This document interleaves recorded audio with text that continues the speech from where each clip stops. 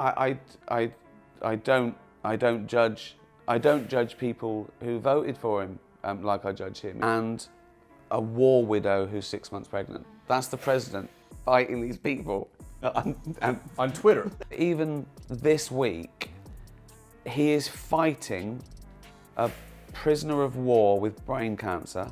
They're victims too. They were sold a lie. You know, I don't understand why people fell for this. We're going to drain the swamp of this liberal elite. In the next few minutes, you'll discover why Ricky Gervais thinks Trump looked calm and measured during a recent address. You'll hear his scathing assessment of Starmer's leadership or lack thereof. Before we move on, I'd like to ask you a small favor. If you appreciate this content, please take a second to like this video and subscribe to the channel. Over 98% of you watch the videos without subscribing. It costs you nothing, but it makes a huge difference to us. So, did you click the subscribe button? Great. Thank you so much. Now, back to the video. But that's not all. We'll dive into the numbers behind Trump's executive actions, explore the public's mixed reactions, and unpack the ongoing debate about what makes an effective leader in today's political landscape. Buckle up. It's going to be a wild ride. Ricky Gervais has never been one to hold his tongue, especially when it comes to politicians and celebrities. His latest target? None other than Labour leader Keir Starmer. But what sparked this sudden outburst from the comedian known for his biting wit and unfiltered commentary? Gervais has a long history of calling out public figures for their shortcomings,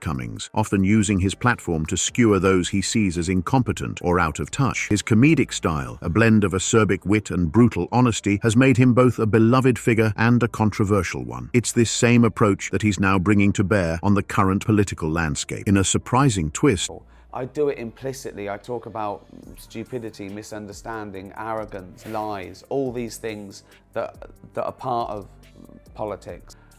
You're rallying and that loses something comedically. So I want the jokes to be politics proof. I think if you're relying on the audience agreeing with you or not to get a laugh or a round of applause, no, I haven't, but I don't get very political.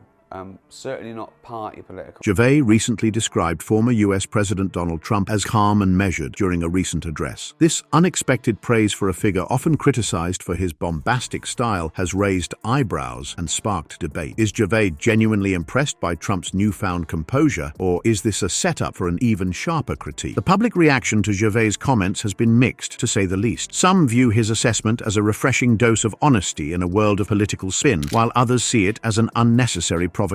Social media has been abuzz with both support and outrage, with some praising Gervais for speaking truth to power and others accusing him of being out of touch. But it's Gervais's scathing critique of Keir Starmer that's really set tongues wagging. In a recent interview, Gervais didn't mince words when it came to the Labour leader. Starmer doesn't have an idea in his head, he declared, a statement that's sure to ruffle feathers within the Labour Party and beyond. This brutal assessment of Starmer's competence cuts to the heart of ongoing debates about political leadership in the UK. Gervais seems to be tapping into a growing frustration with what many perceive as a lack of vision and decisive action from the opposition leader. But is this criticism fair, or is it just another example of Gervais' trademark provocative humor? The comedian's comments raise important questions about the state of political discourse and the qualities we expect from our leaders. Are we too quick to dismiss politicians as incompetent or not critical enough? Does Gervais' brand of no-holds-barred commentary serve a valuable purpose in holding leaders accountable, or does it contribute to a culture of cynicism and disengagement? While Gervais's critique of Starmer has stirred controversy, it's Trump's recent actions that have truly set the political world ablaze. In just 24 hours, Trump managed to sign more executive orders than some presidents do in months. The stark contrast between Trump's whirlwind of activity and Starmer's perceived inaction paints a fascinating picture of modern leadership styles. Trump's first day back in office was nothing short of a political earthquake. He signed a staggering 100 executive orders, dwarfing Joe Biden's 17 on his first day. It's odd. It's really strange.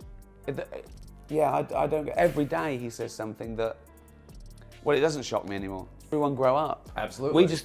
Everyone just thought, well, politics is something that some grown-ups do and they're paid for it and we'll be fine. But I don't say, here's a bad guy, here's a good guy. This is why I don't go into that, because I think it's boring. Experiment that went wrong. It's like when a teacher says, well, okay, you be in charge then. And then she goes, oh God, I shouldn't have said that. Look what's happened. Among these was a national emergency declaration at the southern border, aimed at halting illegal entry and initiating the deportation of millions of undocumented immigrants. Trump even dusted off an archaic law not used since Japanese internment during World War II to facilitate mass deportations. Talk about making a statement. But Trump didn't stop there. He withdrew the United States from the Paris Climate Accords and the World Health Organization, showcasing a bold and controversial approach to governance right from the start of his new term. It's a stark reminder of Trump's America First policy, but at what cost to international relations? Meanwhile, across the pond, Keir Starmer seems to be struggling to find his footing. Critics have accused him of lacking a clear plan to address rising migration numbers, leaving his supporters divided. Some argue that he's allowing more migrants in while offering them extensive benefits, a stance that's not sitting well with his base. It's a far cry from Trump's hardline approach, isn't it? Starmer's immigration policy has been described as muddled, as he attempts to balance compassion with control. But critics argue that this approach has resulted in a lack of urgency and clarity in addressing the UK's immigration challenges. It's this perceived indecisiveness that's fueling frustration among voters and providing ammunition for critics like Gervais. The public perception of these two leaders couldn't be more different. Trump remains a polarizing figure, with a YouGov poll indicating that 58% of the British public dislike him and 53% expressed unhappiness about his return to the presidency. Yet his supporters praise his decisive action and willingness to shake up the status quo.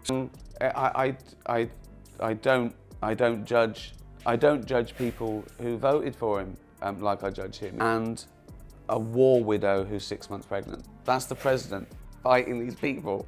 On Twitter. Even this week, he is fighting a prisoner of war with brain cancer.